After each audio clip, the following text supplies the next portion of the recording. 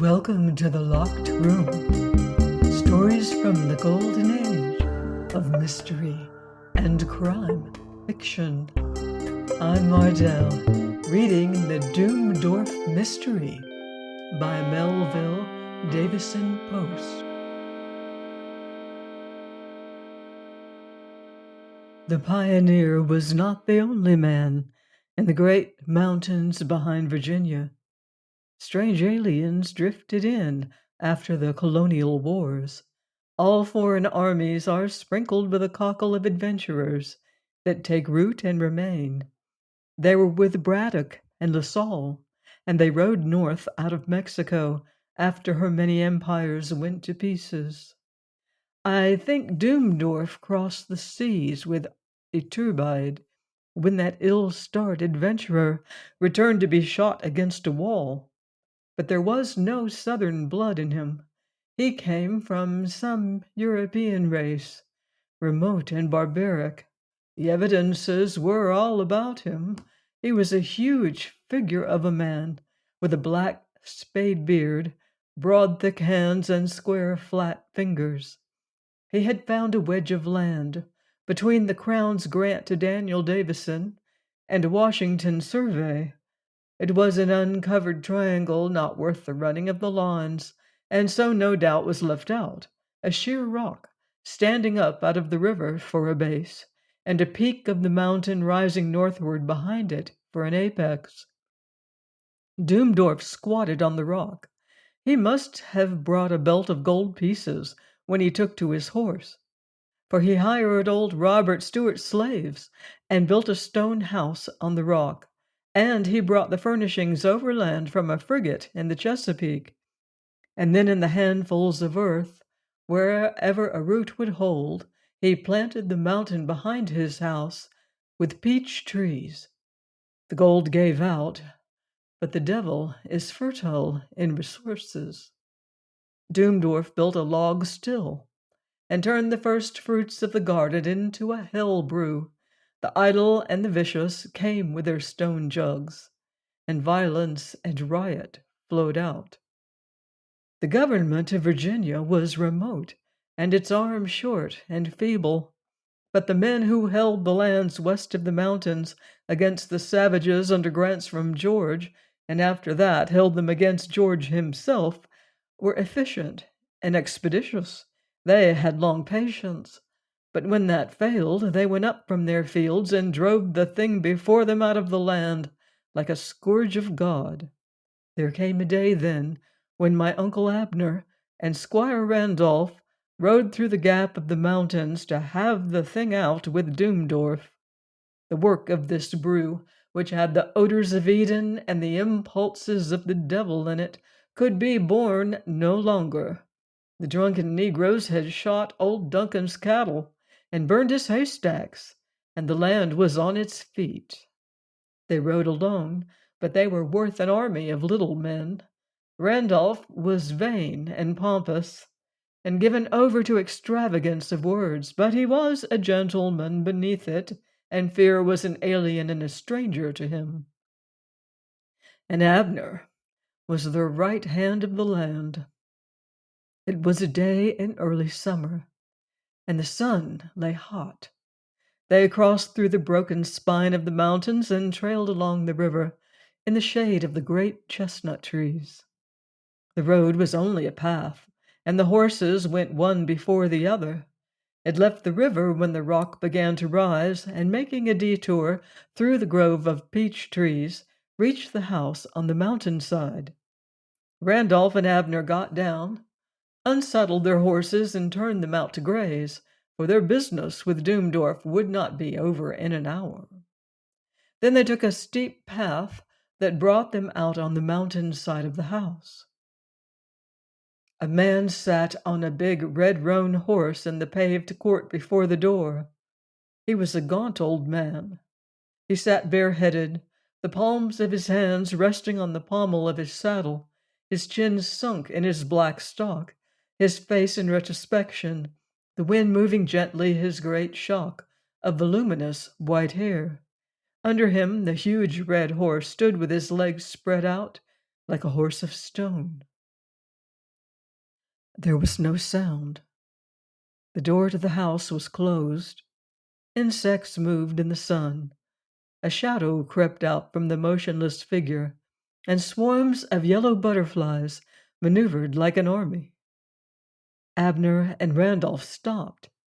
They knew the tragic figure, a circuit rider of the hills who preached the invective of Isaiah as though he were the mouthpiece of a militant and avenging overlord, as though the government of Virginia were the awful theocracy of the Book of Kings. The horse was dripping with sweat, and the man bore the dust and evidences of a journey on him. "Bronson," said Abner, "where's Doomdorf?" The old man lifted his head and looked down at Abner over the pommel of the saddle. "Surely," he said, "he covereth his feet in his summer chamber." Abner went over and knocked on the closed door, and presently the white, frightened face of a woman looked out at him. She was a little, faded woman with fair hair, a broad, foreign face, but with the delicate evidences of gentle blood. Abner repeated his question. "Where is Doomdorf?" "Oh, sir," she answered with a queer lisping accent, "he went to lie down in his south room after his midday meal, as his custom is, and I went to the orchard to gather any fruit that might be ripened." She hesitated, and her voice lisped into a whisper. "He is not come out, and I cannot wake him." The two men followed her through the hall and up the stairway to the door. "It is always bolted," she said, "when he goes to lie down," and she knocked feebly with the tips of her fingers. There was no answer, and Randolph rattled the doorknob. "Come out, Doomdorf," he called in his big, bellowing voice. There was only silence, and the echoes of the words among the rafters. Then Randolph set his shoulder to the door and burst it open. They went in. The room was flooded with sun from the tall south windows. Doomdorf lay on a couch in a little offset of the room, a great scarlet patch on his bosom, and a pool of scarlet on the floor. The woman stood for a moment staring. Then she cried out, "At last, I've killed him!" And she ran like a frightened hare. The two men closed the door and went over to the couch. Doomdorf had been shot to death. There was a great ragged hole in his waistcoat.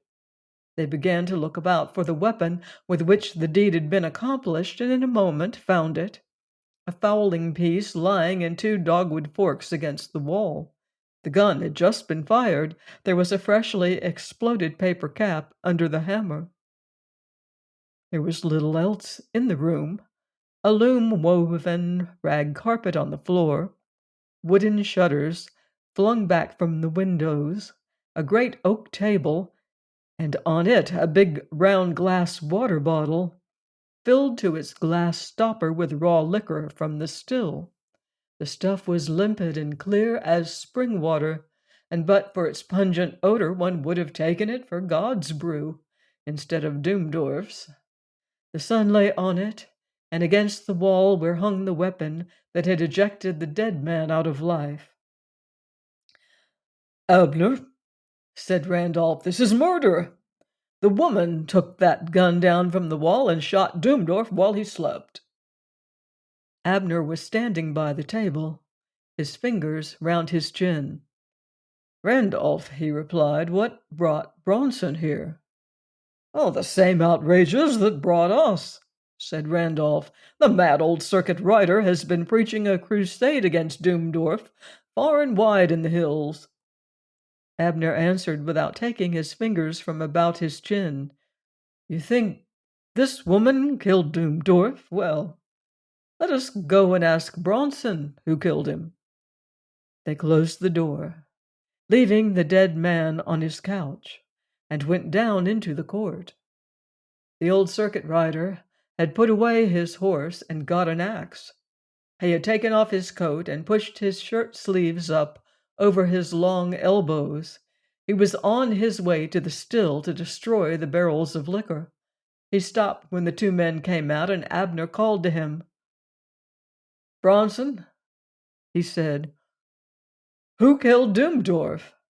"I killed him," replied the old man, and went on toward the still. Randolph swore under his breath. "By the Almighty," he said, "everybody couldn't kill him." "Who can tell how many had a hand in it?" replied Abner. "Two have confessed," cried Randolph. "Was there perhaps a third?" "Did you kill him, Abner, and I too? Man, the thing is impossible." "The impossible," replied Abner, "looks here like the truth. Come with me, Randolph, and I will show you a thing more impossible than this." They returned through the house and up the stairs to the room. Abner closed the door behind them.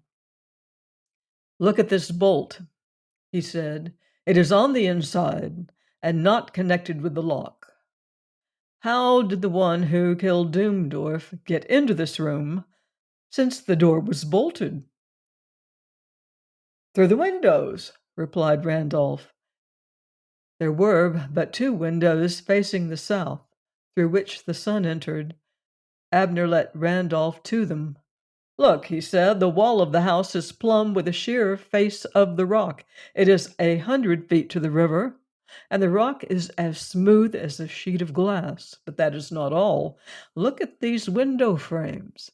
They are cemented into their casement with dust, and they are bound along their edges with cobwebs. These windows have not been opened. How did the assassin enter?" "Oh, the answer is evident," said Randolph. "The one who killed Doomdorf hid in the room until he was asleep, and then he shot him and went out." "That explanation is excellent, but for one thing," replied Abner. "How did the assassin bolt the door behind him on the inside of this room after he had gone out?" Randolph flung his arms with a hopeless gesture. "Who knows?" he cried. "Maybe Doomdorf killed himself."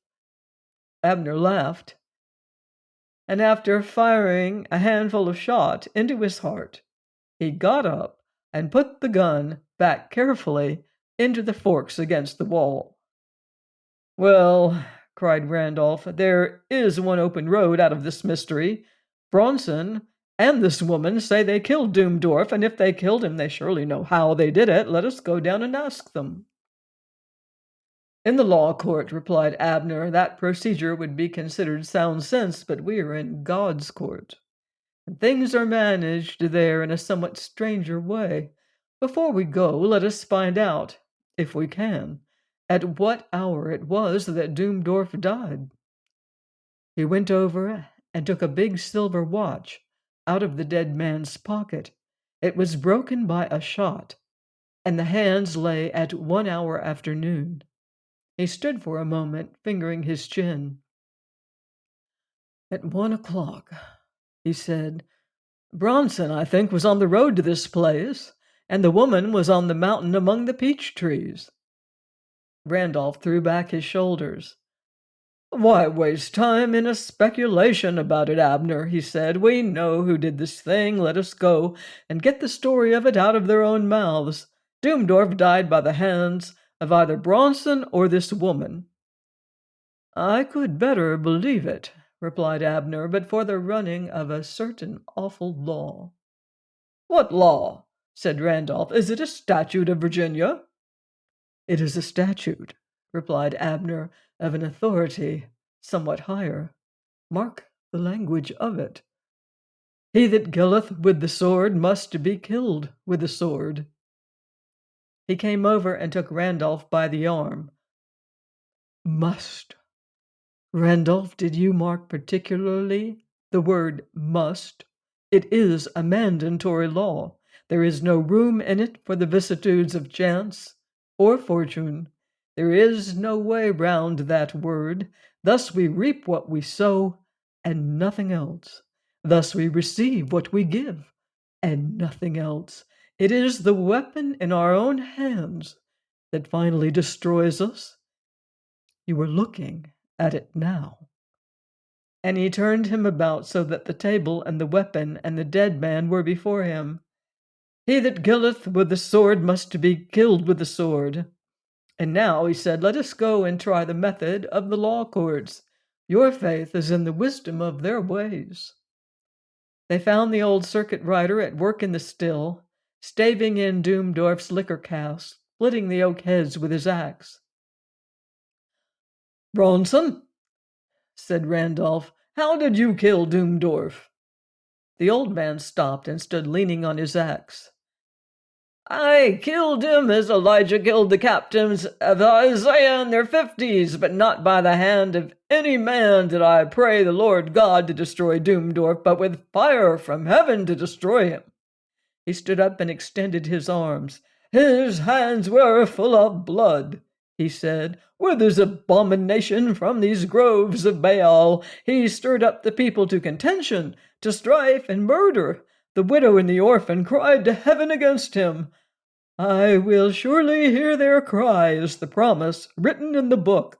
The land was weary of him, and I prayed the Lord God to destroy him with fire from heaven, as he destroyed the princes of Gomorrah in their palaces."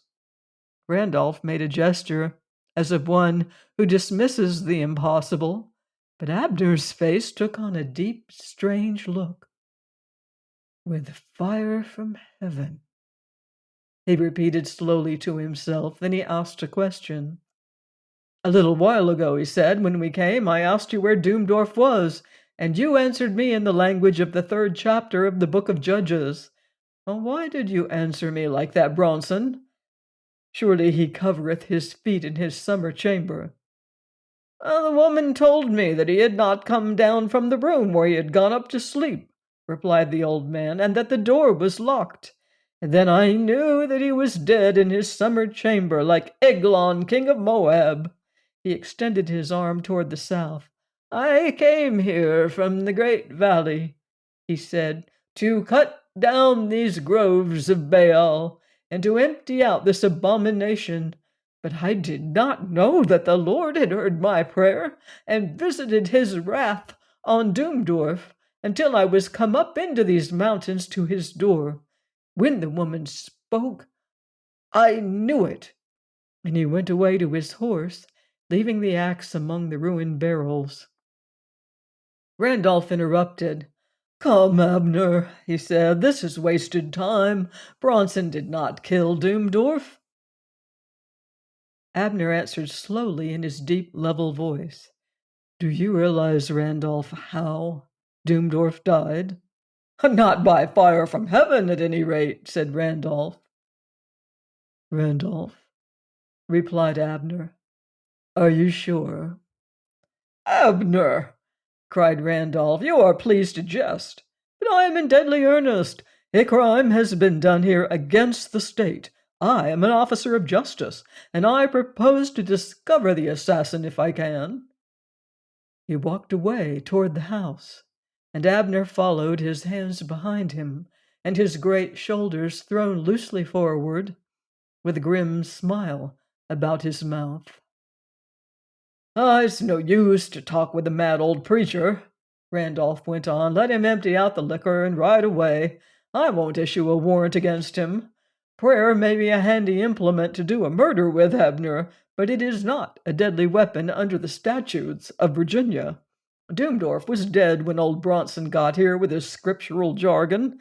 This woman killed Doomdorf, and I shall put her to an inquisition." "As you like," replied Abner.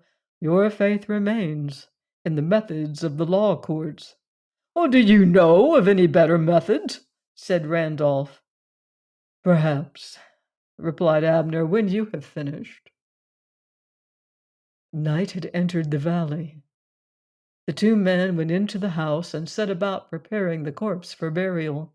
They got candles and made a coffin and put Doomdorf in it, and straightened out his limbs and folded his arms across his shot-out heart. Then they set the coffin on benches in the hall. They kindled a fire in the dining room and sat down before it, with the door open and the red firelight shining through on the dead man's narrow, everlasting house. The woman had put some cold meat, a golden cheese, and a loaf on the table. They did not see her, but they heard her moving about the house. And finally, on the gravel court outside, her step and the whinny of a horse. Then she came in, dressed as for a journey. Randolph sprang up. "Where are you going?" he said. "To the sea and a ship," replied the woman. Then she indicated the hall with a gesture. "He is dead, and I am free." There was a sudden illumination in her face. Randolph took a step toward her. His voice was big and harsh. "Who killed Doomdorf?" he cried. "I killed him," replied the woman. "It was fair." "Fair?" echoed the justice. "What do you mean by that?" The woman shrugged her shoulders and put out her hands with a foreign gesture. "I remember an old man sitting against a sunny wall, and a little girl and one who came and talked a long time with the old man, while the little girl plucked yellow flowers out of the grass and put them into her hair. Then finally the stranger gave the old man a gold chain and took the little girl away." She flung out her hands. "Oh, it was fair to kill him." She looked up with a queer, pathetic smile. "The old man will be gone by now," she said, "but I shall perhaps find the wall there, with sun on it, and the yellow flowers in the grass. And now may I go?" It is the law of the storyteller's art that he does not tell a story. It is the listener who tells it. The storyteller does but provide him with the stimuli. Randolph got up and walked about the floor. He was a justice of the peace, in a day when that office was filled only by the landed gentry after the English fashion, and the obligations of the law were strong on him. If he should take liberties with the letter of it, how could the weak and the evil be made to hold it in respect? Here was a woman before him, a confessed assassin. Could he let her go? Abner sat unmoving by the hearth, his elbow on the arm of his chair, his palm propping up his jaw, his face clouded in deep lines. Randolph was consumed with vanity and the weakness of ostentation, but he shouldered his duties for himself. Presently he stopped and looked at the woman, wan, faded like some prisoner of legend, escaped out of fabled dungeons into the sun. The firelight flickered past her to the box on the benches in the hall, and the vast, inscrutable justice of heaven entered and overcame him. "Yes," he said, "go. There's no jury in Virginia that would hold a woman for shooting a beast like that." And he thrust out his arm, with the fingers extended toward the dead man. The woman made a little awkward curtsy. "I thank you, sir." Then she hesitated and lisped, "But I have not shoot him." "Not shoot him?" cried Randolph. "Why, the man's heart is riddled." "Yes, sir," she said simply, like a child. "I kill him, but have not shoot him." Randolph took 2 long strides toward the woman. "Not shoot him?" he repeated. "Well, how then, in the name of heaven, did you kill Doomdorf?" And his big voice filled the empty places of the room. "I will show you, sir," she said. She turned and went away into the house. Presently she returned with something folded up in a linen towel. She put it on the table between the loaf of bread and the yellow cheese. Randolph stood over the table, and the woman's deft fingers undid the towel from round its deadly contents, and presently the thing lay there, uncovered. It was a crude little model of a human figure, done in wax with a needle thrust through the bosom. Randolph stood up with a great intake of breath. "Magic! By the eternal!" "Yes, sir," the woman explained in her voice and manner of a child. I have tried to kill him many times, oh, very many times, with witch words which I have remembered, but always they fail. Then at last I make him in wax, and I put a needle through his heart, and I kill him very quickly." It was clear as daylight even to Randolph that the woman was innocent. Her little harmless magic was the pathetic effort of a child to kill a dragon. He hesitated a moment before he spoke, and then he decided, like the gentleman he was, if it helped the child to believe that her enchanted straw had slain the monster, well, he would let her believe it. "And now, sir, may I go?" Randolph looked at the woman in a sort of wonder. "Are you not afraid," he said, "of the night and the mountains and the long road?" "Oh, no, sir," she replied simply. "The good God will be everywhere now." It was an awful commentary on the dead man that this strange half-child believed that all the evil in the world had gone out with him, that now he was dead, the sunlight of heaven would fill every nook and corner. It was not a faith that either of the two men wished to shatter, and they let her go. It would be daylight presently, and the road through the mountains to the Chesapeake was open. Randolph came back to the fireside after he had helped her into the saddle and sat down.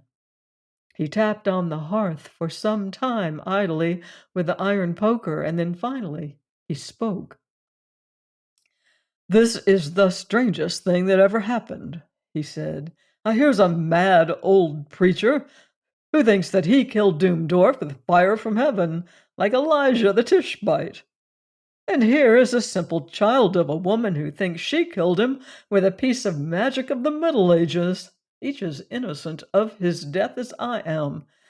And yet, by the eternal, the beast is dead." He drummed on the hearth with the poker, lifting it up and letting it drop through the hollow of his fingers. "Somebody shot Doomdorf, but who? And how did he get into and out of that shut-up room? The assassin that killed Doomdorf must have gotten into the room to kill him. Now, how did he get in?"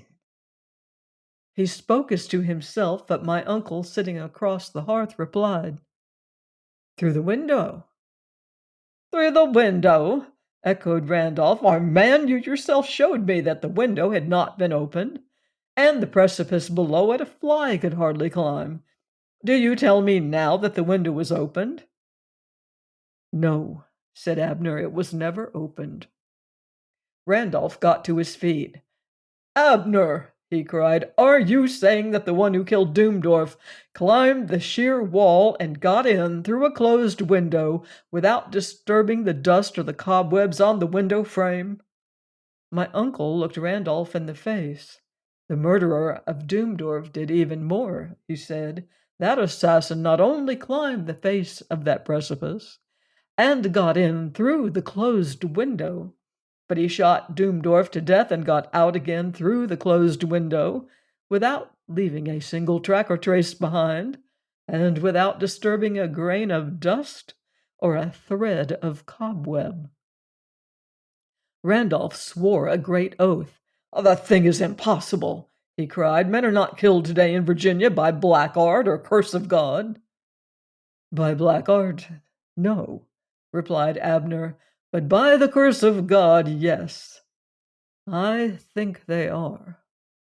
Randolph drove his clenched right hand into the palm of his left. "By the eternal," he cried, "I would like to see the assassin who could do a murder like this, whether he be an imp from the pit or an angel out of heaven." "Very well," replied Abner, undisturbed. "When he comes back tomorrow, I will show you the assassin who killed Doomdorf." When day broke, they dug a grave and buried the dead man against the mountain among his peach trees. It was noon when that work was ended. Abner threw down his spade and looked up at the sun. "Randolph," he said, "let us go and lay an ambush for this assassin. He's on his way here." And it was a strange ambush that he laid. When they were come again into the chamber where Doomdorf died, he bolted the door. Then he loaded the fowling piece and put it carefully back on its rack against the wall. After that, he did another curious thing. He took the blood-stained coat, which they had stripped off the dead man when they had prepared his body for the earth, put a pillow in it, and laid it on the couch precisely where Doomdorf had slept. And while he did these things, Randolph stood in wonder, and Abner talked. "Look you, Randolph, we will trick the murderer. We will catch him in the act." Then he went over and took the puzzled justice by the arm. "Watch," he said, "the assassin is coming along the wall." But Randolph heard nothing, saw nothing. Only the sun entered. Abner's hand tightened on his arm. "It is here! Look!" And he pointed to the wall. Randolph, following the extended finger, saw a tiny, brilliant disk of light moving slowly up the wall toward the lock of the fowling piece. Abner's hand became a vice, and his voice rang out as over metal. "He that killeth with the sword must be killed with the sword." It is the water bottle full of Doomsdorf's liquid, focusing the sun. And look, Randolph, how Bronson's prayer was answered. The tiny disk of light traveled on the plate of the lock. "It is fire from heaven." The words rang above the roar of the fowling piece. And Randolph saw the dead man's coat leap upon the couch, riddled by the shot. The gun, in its natural position on the rack, pointed to the couch standing at the end of the chamber, beyond the offset of the wall, and the focused sun had exploded the percussion cap. Randolph made a great gesture with his arm extended. "It is a world," he said, "filled with a mysterious joinder of accident." "It is a world," replied Abner, "filled with the mysterious justice of God." Please join me next time for more mayhem and murder here on The Locked Room. Until then, beware of footsteps in the dark.